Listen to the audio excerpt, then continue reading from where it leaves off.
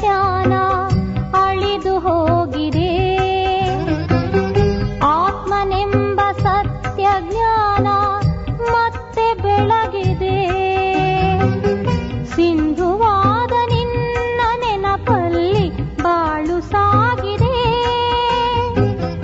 ಅತ್ತ ಇತ್ತ ಹೋಗದಂತೆ ಚಿತ್ತ ನಿಂತಿದೆ ಬಾಬಾ, ಚಿತ್ತ ನಿಂತಿದೆ. ಓ ಬಾಬಾ ಶಿವ ಬಾಬಾ, ಓ ಬಾಬಾ ಪ್ರಿಯ ಬಾಬಾ.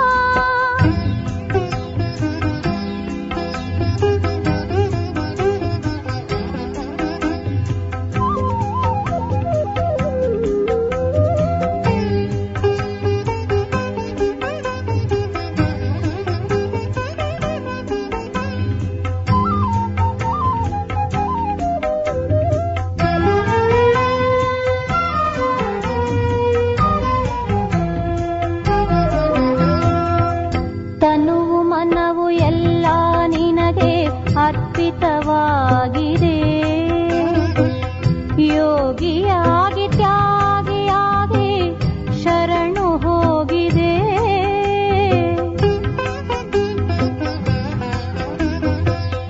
ತನುವು ಮನವು ಎಲ್ಲ ನಿನಗೆ ಅರ್ಪಿತವಾಗಿದೆ. ಯೋಗಿಯಾಗಿ ತ್ಯಾಗಿಯಾಗಿ ಶರಣು ಹೋಗಿದೆ. ನಿನ್ನ ಪ್ರೀತಿ ಆಳದಲ್ಲಿ ಮುಳುಗಿ ಹೋಗಿದೆ. ನಿನ್ನ ನೆನಪು ಮಾಡಿ ಮಾಡಿ ಬಾಳು ಬೆಳಗಿದೆ ಬಾಬಾ, ಬಾಳು ಬೆಳಗಿದೆ. ಓ ಬಾಬಾ ಶಿವ ಬಾಬಾ, ಓ ಬಾಬಾ ಪ್ರಿಯ ಬಾಬಾ.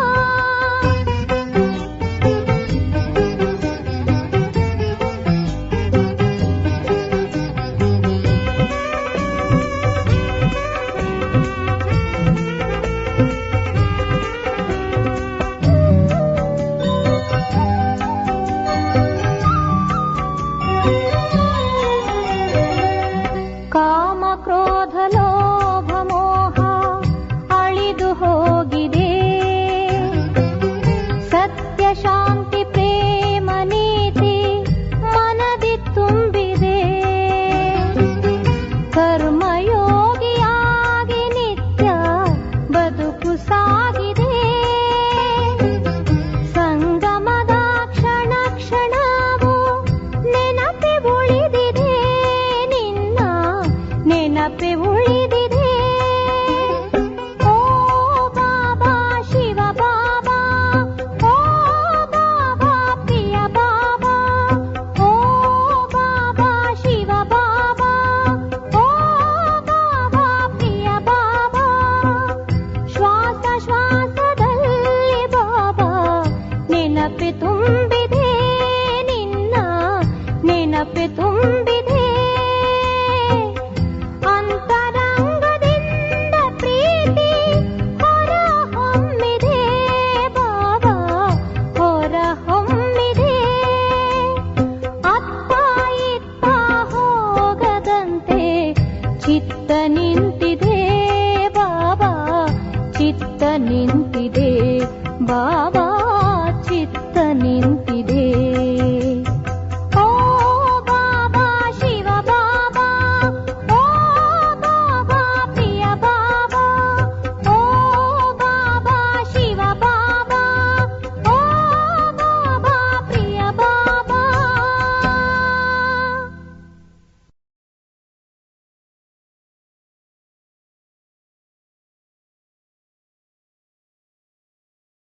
ಓಂ ಶಾಂತಿ. ಮುರುಳಿಯ ಡೇಟ್ ಆಗಿದೆ 6-10-2025. ಪ್ರಾರ್ಥ ಮುರುಳಿ ಬಾಪ್ ತಾದ ಮಧುಬನ. ಮಧುರ ಮಕ್ಕಳೇ, ಶ್ರೀಮತದಂತೆ ಭಾರತವನ್ನು ಸ್ವರ್ಗವನ್ನಾಗಿ ಮಾಡುವ ಸೇವೆ ಮಾಡಬೇಕಾಗಿದೆ. ಮೊದಲು ಸ್ವಯಂ ನಿರ್ವಿಕಾರಿಗಳಾಗಬೇಕಾಗಿದೆ. ನಂತರ ಅನ್ಯರಿಗೆ ಹೇಳಬೇಕಾಗಿದೆ. ಪ್ರಶ್ನೆ: ನೀವು ಮಹಾವೀರ ಮಕ್ಕಳು ಯಾವ ಮಾತಿನಲ್ಲಿ ಗಮನ ಕೊಡಬಾರದು. ಕೇವಲ ಯಾವ ಪರಿಶೀಲನೆ ಮಾಡಿಕೊಳ್ಳುತ್ತಾ ಸ್ವಯಂವನ್ನು ಸಂಭಾಲನೆ ಮಾಡಿಕೊಳ್ಳಬೇಕು? ಉತ್ತರ: ಒಂದು ವೇಳೆ ಯಾರಾದರೂ ಪವಿತ್ರರಾಗುವುದರಲ್ಲಿ ವಿಘ್ನ ಹಾಕುತ್ತಾರೆಂದರೆ ನೀವು ಪವಿತ್ರರಾಗುವುದರಲ್ಲಿ ವಿಘ್ನ ಹಾಕುತ್ತಾರೆಂದರೆ ನೀವು ಅದರ ಕಡೆ ಗಮನ ಕೊಡಬಾರದು. ಕೇವಲ ಈ ಪರಿಶೀಲನೆ ಮಾಡಿಕೊಳ್ಳಿ: ನಾನು ಮಹಾವೀರನಾಗಿದ್ದೇನೆಯೇ? ನನಗೆ ನಾನು ಮೋಸ ಮಾಡಿಕೊಳ್ಳುತ್ತಿಲ್ಲ ತಾನೆ? ಬೇಹದ್ದಿನ ವೈರಾಗ್ಯವಿದೆಯೇ? ನಾನು ನನ್ನ ಸಮಾನ ಮಾಡಿಕೊಳ್ಳುತ್ತಿದ್ದೇನೆಯೇ? ನನ್ನಲ್ಲಿ ಕ್ರೋಧವಿಲ್ಲವೇ? ಅನ್ಯರಿಗೆ ಏನನ್ನು ಹೇಳುತ್ತೇನೆಯೋ ಅದನ್ನು ನಾನು ಮಾಡುತ್ತಿದ್ದೇನೆಯೇ? ಗೀತೆ ನಿಮ್ಮನ್ನು ಪಡೆದ ನಾನು. ಓಂ ಶಾಂತಿ. ಇದರಲ್ಲಿ ಹೇಳುವ ಮಾತಿಲ್ಲ, ತಿಳಿದುಕೊಳ್ಳುವ ಮಾತಾಗಿದೆ. ಮಧುರಾತಿ ಮಧುರ ಆತ್ಮಿಕ ಮಕ್ಕಳು ನಾವೇ ಪುನಃ ದೇವತೆಗಳಾಗುತ್ತಿದ್ದೇವೆ, ಸಂಪೂರ್ಣ ನಿರ್ವಿಕಾರಿಗಳಾಗುತ್ತಿದ್ದೇವೆಂದು ತಿಳಿದುಕೊಳ್ಳುತ್ತಿದ್ದೀರಿ. ಮಕ್ಕಳೇ, ಕಾಮವಿಕಾರವನ್ನು ಗೆಲ್ಲಿರಿ, ಅರ್ಥಾತ್ ಪವಿತ್ರರಾಗಿರಿ. ಮಕ್ಕಳು ಗೀತೆಯನ್ನು ಕೇಳಿದ್ದೀರಿ. ಈಗ ಪುನಃ ಮಕ್ಕಳಿಗೆ ಸ್ಮೃತಿ ಬಂದಿದೆ. ನಾವು ಬೇಹದ್ದಿನ ತಂದೆಯಿಂದ ಬೇಹದ್ದಿನ ಆಸ್ತಿಯನ್ನು ಪಡೆಯುತ್ತೇವೆ. ಇದನ್ನು ಯಾರು ಕಸಿದುಕೊಳ್ಳಲು ಸಾಧ್ಯವಿಲ್ಲ. ಅಲ್ಲಿ ಕಸಿದುಕೊಳ್ಳುವವರು ಯಾರೂ ಇರುವುದಿಲ್ಲ. ಅದಕ್ಕೆ ಅದ್ವೈತ್ಯ ರಾಜ್ಯವೆಂದು ಹೇಳಲಾಗುತ್ತದೆ.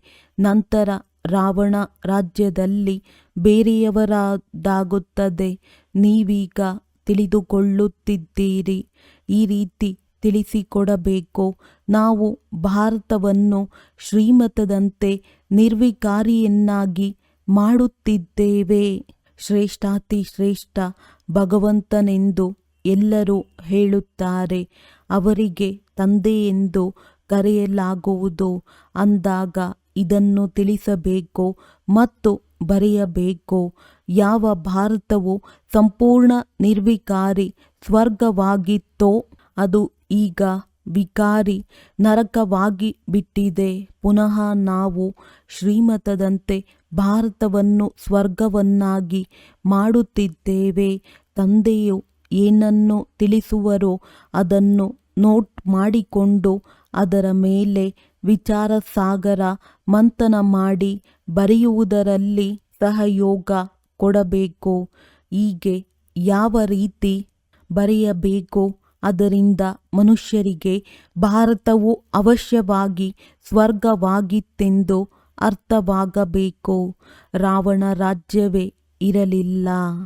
ಮಕ್ಕಳಿಗೆ ಬುದ್ಧಿಯೆಲ್ಲಿದೆ? ನಾವು ಭಾರತವಾಸಿಗಳನ್ನು ತಂದೆಯು ನಿರ್ವಿಕಾರಿಗಳನ್ನಾಗಿ ಮಾಡುತ್ತಿದ್ದಾರೆ. ಮೊದಲು ತಮ್ಮನ್ನು ನೋಡಿಕೊಳ್ಳಿ. ನಾನು ನಿರ್ವಿಕಾರಿಯಾಗಿದ್ದೇನೆಯೇ? ಈಶ್ವರನಿಗೆ ಮೋಸ ಮಾಡುತ್ತಿಲ್ಲವೇ? ಈಶ್ವರನೇ ನಮ್ಮನ್ನು ನೋಡುತ್ತಾರೆಯೇ ಎನ್ನುವುದಲ್ಲ. ನಿಮ್ಮ ಬಾಯಿಂದ ಈ ಶಬ್ದವು ಬರಬಾರದು. ನಿಮಗೆ ತಿಳಿದಿದೆ, ಪವಿತ್ರರನ್ನಾಗಿ ಮಾಡುವಂತಹ ಪತಿತ ಪಾವನ ತಂದೆಯು ಒಬ್ಬರೇ ಆಗಿದ್ದಾರೆ. ಭಾರತವು ನಿರ್ವಿಕಾರಿಯಾಗಿದ್ದಾಗ ಸ್ವರ್ಗವಾಗಿತ್ತು. ಇವರು ಸಂಪೂರ್ಣ ನಿರ್ವಿಕಾರಿಗಳಲ್ಲವೇ?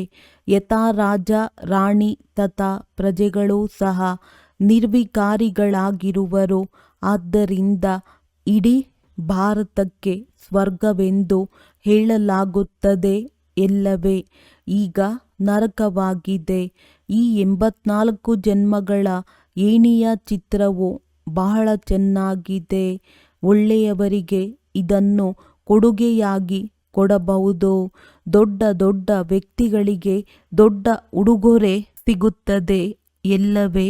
ಅಂದಾಗ ನೀವು ಸಹ ಯಾರಾದರೂ ಬಂದರೆ ಅವರಿಗೆ ತಿಳಿಸಿ ಇಂತಹ ಉಡುಗೊರೆಯನ್ನು ಕೊಡಬಹುದು. ಯಾವಾಗಲೂ ಉಡುಗೊರೆಯನ್ನು ಕೊಡಲು ವಸ್ತುಗಳು ತಯಾರಿರುತ್ತವೆ. ಹಾಗೆಯೇ ನಿಮ್ಮ ಬಳಿಯೂ ಸಹ ಜ್ಞಾನದ ಉಡುಗೊರೆಯು ತಯಾರಿರಬೇಕು. ಏಣಿಯ ಚಿತ್ರದಲ್ಲಿ ಸಂಪೂರ್ಣ ಜ್ಞಾನವಿದೆ. ನಾವು ಹೇಗೆ 84 ಜನ್ಮಗಳನ್ನು ತೆಗೆದುಕೊಂಡಿದ್ದೇವೆ ಎಂಬುದು ನೆನಪಿರಬೇಕು. ಇದು ತಿಳುವಳಿಕೆಯ ಮಾತಲ್ಲವೇ? ಯಾರು ಮೊಟ್ಟ ಮೊದಲಿಗೆ ಬಂದರೋ ಅವರೇ 84 ಜನ್ಮಗಳನ್ನು ತೆಗೆದುಕೊಂಡಿದ್ದಾರೆ. ತಂದೆಯು 84 ಜನ್ಮಗಳನ್ನು ತಿಳಿಸಿ ನಂತರ ಹೇಳುತ್ತಾರೆ, ನಾನು ಇವರ ಬ್ರಹ್ಮ. ಬಹಳ ಜನ್ಮಗಳ ಅಂತಿಮದಲ್ಲಿ ಸಾಧಾರಣ ತನುವಿನಲ್ಲಿ ಪ್ರವೇಶ ಮಾಡುತ್ತೇನೆ. ನಂತರ ಇವರಿಗೆ ಬ್ರಹ್ಮ ಎಂದು ಹೆಸರಿಡುತ್ತೇನೆ. ನಂತರ ಇವರ ಮೂಲಕ ಬ್ರಾಹ್ಮಣರನ್ನು ರಚಿಸುತ್ತೇನೆ. ಇಲ್ಲವೆಂದರೆ ಬ್ರಾಹ್ಮಣರನ್ನು ಎಲ್ಲಿಂದ ತರಲಿ? ಬ್ರಹ್ಮನ ತಂದೆಯ ಹೆಸರನ್ನು ಎಂದಾದರೂ ಕೇಳಿದ್ದೀರಾ? ಅವಶ್ಯವಾಗಿ ಭಗವಂತನೆಂದೇ ಹೇಳುತ್ತಾರೆ. ಬ್ರಹ್ಮ ಮತ್ತು ವಿಷ್ಣುವನ್ನು ಸೂಕ್ಷ್ಮವತನದಲ್ಲಿ ತೋರಿಸುತ್ತಾರೆ. ತಂದೆಯು ತಿಳಿಸುತ್ತಾರೆ, ನಾನು ಇವರ 84 ಜನ್ಮಗಳ ಅಂತ್ಯದಲ್ಲಿ ಪ್ರವೇಶ ಮಾಡುತ್ತೇನೆ. ದತ್ತು ಮಾಡಿಕೊಂಡರೆ ಹೆಸರನ್ನು ಬದಲಾಯಿಸುತ್ತಾರಲ್ಲವೇ? ಸನ್ಯಾಸಿಗಳು ಸನ್ಯಾಸ ಮಾಡಿದಾಗ ಕೂಡಲೇ ಎಲ್ಲವನ್ನು ಮರೆತು ಹೋಗುವುದಿಲ್ಲ. ಅವಶ್ಯವಾಗಿ ನೆನಪಿರುತ್ತದೆ. ನಿಮಗೂ ಸಹ ನೆನಪಿರುವುದು. ಆದರೆ ನಿಮಗೆ ಪ್ರಪಂಚದ ಪ್ರತಿ ವೈರಾಗ್ಯವಿದೆ. ಏಕೆಂದರೆ ನಿಮಗೆ ತಿಳಿದಿದೆ ಇದೆಲ್ಲವೂ ಸ್ಮಶಾನವಾಗಲಿದೆ. ಆದ್ದರಿಂದ ನಾವು ಅದನ್ನು ಹೇಗೆ ನೆನಪು ಮಾಡಬೇಕು? ಜ್ಞಾನದಿಂದ ಎಲ್ಲವನ್ನು ಚೆನ್ನಾಗಿ ತಿಳಿದುಕೊಳ್ಳಬೇಕಾಗಿದೆ. ಅವರೂ ಸಹ ಜ್ಞಾನದಿಂದಲೇ ಗೃಹಸ್ಥವನ್ನು ತ್ಯಜಿಸುತ್ತಾರೆ. ನೀವು ಗೃಹಸ್ಥವನ್ನು ಹೇಗೆ ಬಿಟ್ಟಿರಿ ಎಂದು ಅವರನ್ನು ಕೇಳಿದರೆ ಹೇಳುವುದಿಲ್ಲ. ಮತ್ತೆ ಅವರಿಗೆ ಯುಕ್ತಿಯಿಂದ ಹೇಳಬೇಕು. ತಮಗೆ ಹೇಗೆ ವೈರಾಗ್ಯವು ಬಂದಿತು ಎಂಬುದನ್ನು ನಮಗೂ ತಿಳಿಸಿದ್ದರೆ ನಾವು ಸಹ ಅದೇ ರೀತಿ ಮಾಡುವೆವು. ನೀವು ಪವಿತ್ರರಾಗಿ ಎಂದು ಒತ್ತು ಕೊಟ್ಟು ಹೇಳುತ್ತೀರಿ. ಬಾಕಿ ನಿಮಗೆ ಎಲ್ಲವೂ ನೆನಪಿದೆ. ಬಾಲ್ಯದಿಂದ ಹಿಡಿದು ಎಲ್ಲವನ್ನು ತಿಳಿಸಬಲ್ಲಿರಿ. ಬುದ್ಧಿಯಲ್ಲಿ ಸಂಪೂರ್ಣ ಜ್ಞಾನವಿದೆ. ಹೇಗೆ ಇವರೆಲ್ಲ ಡ್ರಾಮಾದ ಪಾತ್ರಧಾರಿಗಳಾಗಿದ್ದಾರೆ. ಪಾತ್ರವನ್ನಭಿನಯಿಸಲು ಬಂದಿದ್ದಾರೆ. ಈಗ ಎಲ್ಲರ ಕಲಿಯುಗಿ ಕರ್ಮ ಬಂಧನವು ಕಳೆಯಲಿದೆ. ನಂತರ ಶಾಂತಿಧಾಮಕ್ಕೆ ಹೋಗುವಿರಿ. ಅಲ್ಲಿಂದ ಮತ್ತೆ ಎಲ್ಲರದ್ದು ಹೊಸ ಸಂಬಂಧವು ಆರಂಭವಾಗುವುದು. ತಿಳಿಸಿಕೊಡಲು ಹೊಸ ಹೊಸ ವಿಚಾರಗಳನ್ನು ತಂದೆಯು ತಿಳಿಸುತ್ತಿರುತ್ತಾರೆ. ಇದೇ ಭಾರತವಾಸಿಗಳು ಆದಿ ಸನಾತನ ದೇವಿ ದೇವತಾ ಧರ್ಮದವರಾಗಿದ್ದಾಗ ನಿರ್ವಿಕಾರಿಗಳಾಗಿದ್ದರು. ಮತ್ತೆ 84 ಜನ್ಮಗಳ ನಂತರ ವಿಕಾರಿಗಳಾದರು. ಈಗ ಮತ್ತೆ ನಿರ್ವಿಕಾರಿಗಳಾಗಬೇಕಾಗಿದೆ. ಆದರೆ ಪುರುಷಾರ್ಥ ಮಾಡಿಸುವವರು ಅವಶ್ಯವಾಗಿ ಬೇಕು. ಈಗ ನಿಮಗೆ ತಂದೆಯು ತಿಳಿಸಿದ್ದಾರೆ, ಮಕ್ಕಳೇ, ನೀವು ಕಲ್ಪದ ಹಿಂದಿನ ಅದೇ ನನ್ನ ಮಕ್ಕಳಾಗಿದ್ದೀರಿ. ಬಾಬಾ ತಾವೂ ಸಹ ಕಲ್ಪದ ಹಿಂದಿನವರೇ ಆಗಿದ್ದೀರೆಂದು ಮಕ್ಕಳೇ ಹೇಳುತ್ತೀರಿ. ತಂದೆಯು ತಿಳಿಸುತ್ತಾರೆ, ಕಲ್ಪದ ಹಿಂದೆಯೂ ಸಹ ನಿಮಗೆ ಓದಿಸಿ ರಾಜ್ಯಭಾಗ್ಯವನ್ನು ಕೊಟ್ಟಿದ್ದೆನು. ಕಲ್ಪಕಲ್ಪವೂ ಇದೇ ರೀತಿ ಮಾಡುತ್ತಿರುತ್ತೇನೆ. ಡ್ರಾಮಾದಲ್ಲಿ ಏನೆಲ್ಲವೂ ಆಯಿತೋ, ವಿಘ್ನಗಳು ಬಂದವೋ, ಇವು ಪುನಃ ಬರುತ್ತವೆ. ಜೀವನದಲ್ಲಿ ಏನೇನಾಗುತ್ತದೆ ಎಂಬುದು ನೆನಪಂತೂ ಇರುತ್ತದೆ ಎಲ್ಲವೇ? ಇವರಿಗಂತೂ ಬ್ರಹ್ಮ ಎಲ್ಲವೂ ನೆನಪಿದೆ. ಹಳ್ಳಿಯ ಗೊಲ್ಲ ಬಾಲಕನಾಗಿದ್ದರು. ನಂತರ ವೈಕುಂಠದ ಮಾಲೀಕರಾದರೆಂದು ತಿಳಿಸುತ್ತಾರೆ. ವೈಕುಂಠದಲ್ಲಿ ಹಳ್ಳಿ ಇರುತ್ತದೆಯೇ ಎಂಬುದನ್ನು ನೀವು ತಿಳಿದುಕೊಳ್ಳುತ್ತೀರಿ. ಈ ಸಮಯದಲ್ಲಿ ನಿಮಗೆ ಈ ಹಳೆಯ ಪ್ರಪಂಚವೇ ಹಳ್ಳಿಯಂತಿದೆ ಎಲ್ಲವೇ? ವೈಕುಂಠವೆಲ್ಲಿ, ನರಕವೆಲ್ಲಿ? ಮನುಷ್ಯರಂತೂ ದೊಡ್ಡ ದೊಡ್ಡ ಮೆಹಲು ಕಟ್ಟಡಗಳನ್ನು ನೋಡಿ ಇದೇ ಸ್ವರ್ಗವಾಗಿದೆ ಎಂದು ತಿಳಿದುಕೊಳ್ಳುತ್ತಾರೆ. ತಂದೆಯು ತಿಳಿಸುತ್ತಾರೆ, ಇದೆಲ್ಲವೂ ಕಲ್ಲು ಮಣ್ಣಾಗಿದೆ. ಇದಕ್ಕೆ ಯಾವುದೇ ಬೆಲೆ ಇಲ್ಲ. ಬೆಲೆಯು ಎಲ್ಲದಕ್ಕಿಂತ ಹೆಚ್ಚಿನದಾಗಿ ವಜ್ರಕ್ಕಿರುತ್ತದೆ. ವಿಚಾರ ಮಾಡಿ, ಸತ್ಯಯುಗದಲ್ಲಿ ಚಿನ್ನದ ಮೆಹಲುಗಳು ಹೇಗಿತ್ತು? ಅಲ್ಲಿ ಎಲ್ಲ ಗಣಿಗಳು ಸಂಪನ್ನವಾಗಿರುತ್ತವೆ. ಚಿನ್ನವು ಹೇರಳವಾಗಿರುತ್ತವೆ. ಅಂದ ಮೇಲೆ ಮಕ್ಕಳಿಗೆ ಎಷ್ಟೊಂದು ಖುಷಿಯಾಗಬೇಕು. ಬೇಸರವಾದಾಗ ತಂದೆಯು ತಿಳಿಸಿದ್ದಾರೆ, ಇಂತಹ ಒಳ್ಳೊಳ್ಳೆಯ ಹಾಡುಗಳನ್ನು ಹಾಕಿಕೊಳ್ಳಿ, ಆಗ ನಿಮ್ಮನ್ನು ಖುಷಿಯಲ್ಲಿ ತಂದು ಬಿಡುತ್ತದೆ. ಇಡೀ ಜ್ಞಾನವು ಬುದ್ಧಿಯಲ್ಲಿ ಬಂದು ಬಿಡುತ್ತದೆ.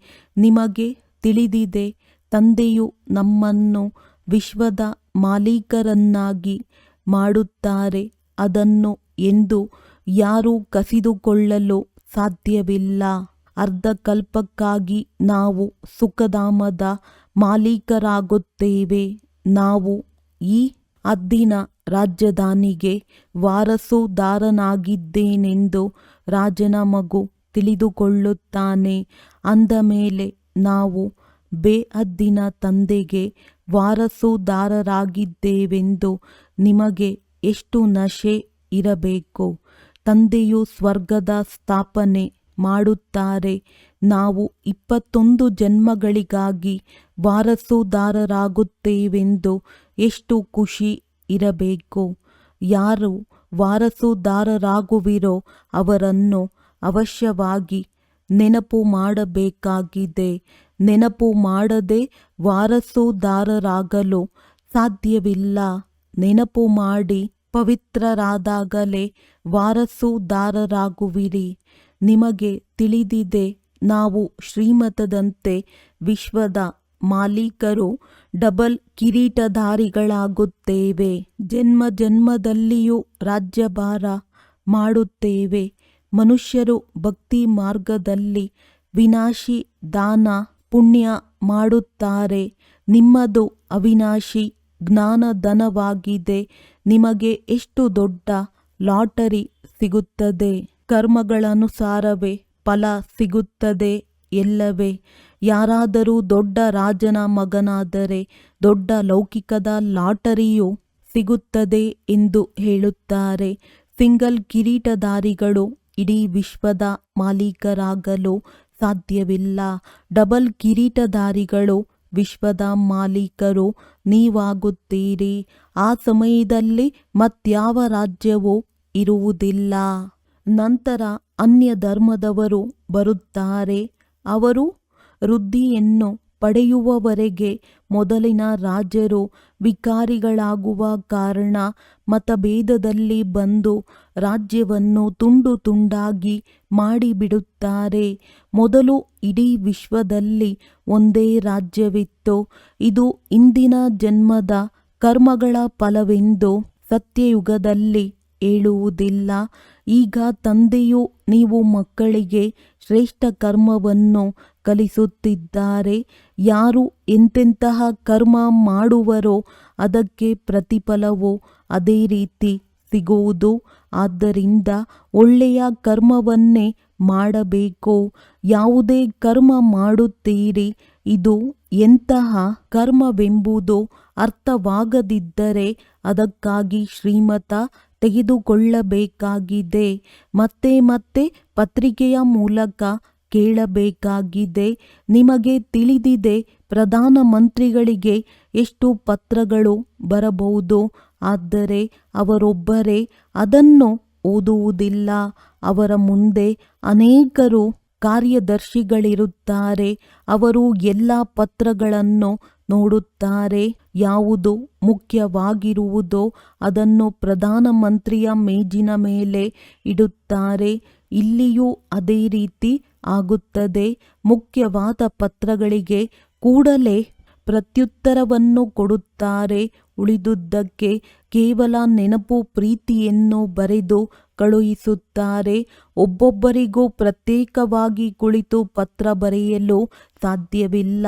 ಬಹಳ ಕಷ್ಟವಾಗುವುದು. ಮಕ್ಕಳಿಗೆ ಎಷ್ಟು ಖುಷಿಯಾಗುತ್ತದೆ, ಓಹೋ ಇದು ಬೇಹದ್ದಿನ ಪತ್ರವು ಬಂದಿದೆ ಎಂದು. ಶಿವತಂದೆಯು ಬ್ರಹ್ಮರವರ ಮೂಲಕ ಪ್ರತ್ಯುತ್ತರ ನೀಡುತ್ತಾರೆ.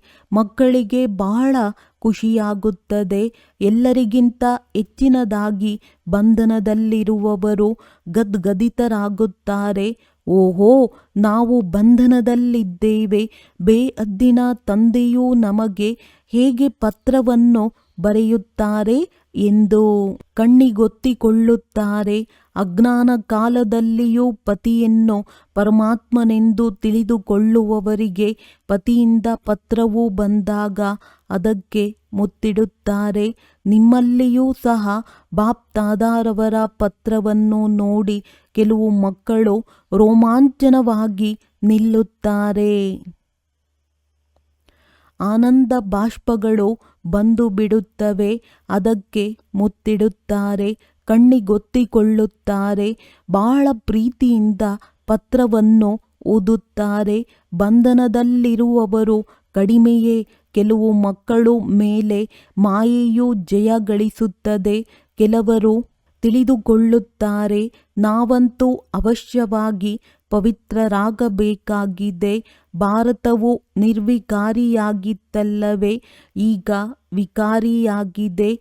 ಯಾರು ಈಗ ನಿರ್ವಿಕಾರಿಗಳಾಗಬೇಕಾಗಿದೆಯೋ ಅವರೇ ಪುರುಷಾರ್ಥ ಮಾಡುತ್ತಾರೆ. ಕಲ್ಪದ ಇಂದಿನಂತೆ ನೀವು ಮಕ್ಕಳು ಬಹಳ ಸಹಜವಾಗಿ ತಿಳಿಸಬಹುದಾಗಿದೆ. ನಿಮ್ಮದ್ದು ಇದು ಯುಕ್ತಿಯಾಗಿದೆ. ಗೀತಾಯುಗವು ನಡೆಯುತ್ತಿದೆ. ಗೀತೆಗೆ ಪುರುಷೋತ್ತಮ ಯುಗವೆಂದು ಹೇಳಲಾಗುತ್ತದೆ. ಅಂದಾಗ ನೀವು ಈ ರೀತಿ ಬರೆಯಿರಿ, ಇದು ಗೀತೆಯ ಪುರುಷೋತ್ತಮ ಯುಗವಾಗಿದೆ. ಈಗ ಹಳೆಯ ಪ್ರಪಂಚವೂ ಬದಲಾಗಿ ಹೊಸದಾಗುತ್ತದೆ.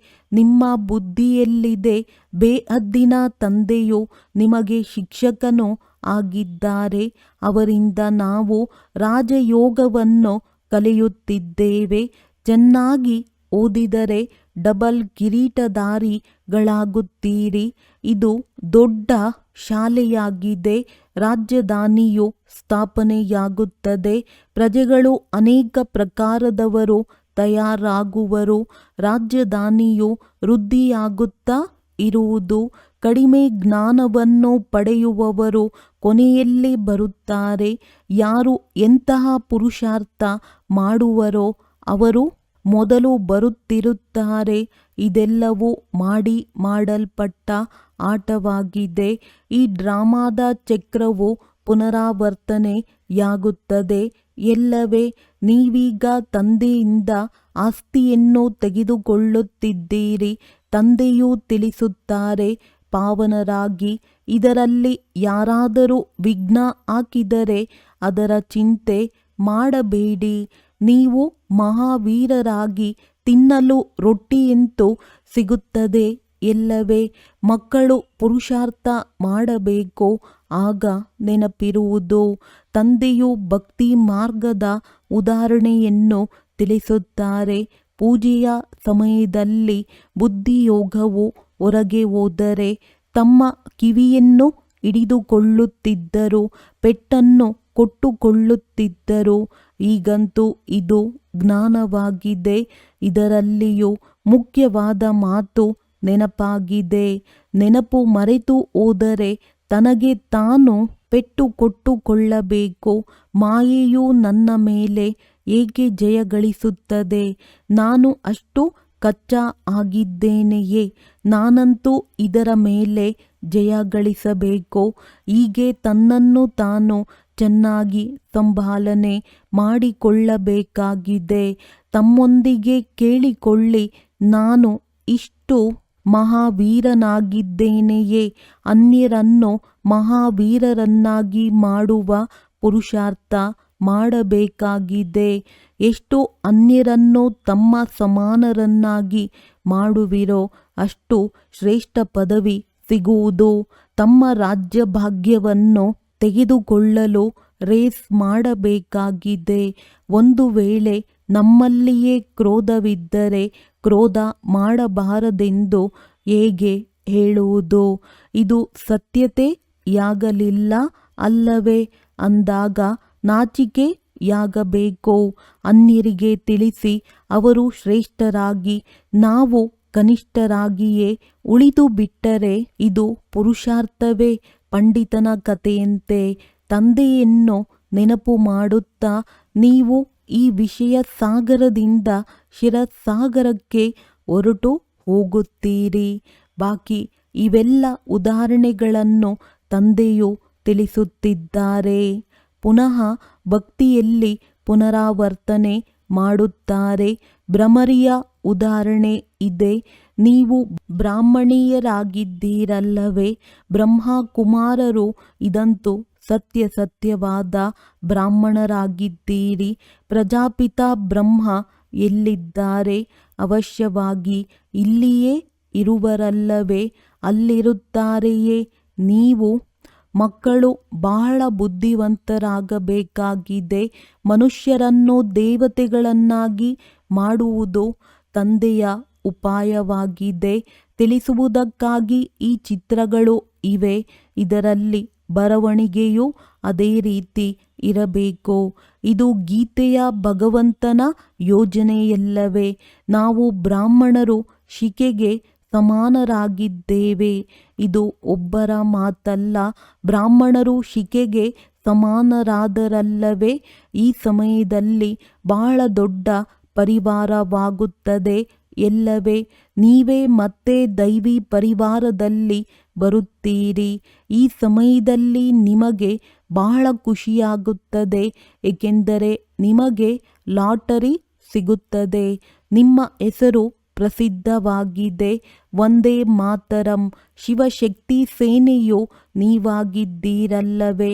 ಆ ಸೇನೆಯೆಲ್ಲವೂ ಅಸತ್ಯ ಸೇನೆಯಾಗಿದೆ. ಬಹಳ ಮಂದಿ ಇರುವ ಕಾರಣ ಮನುಷ್ಯರು ತಬ್ಬಿಬ್ಬಾಗುತ್ತಾರೆ.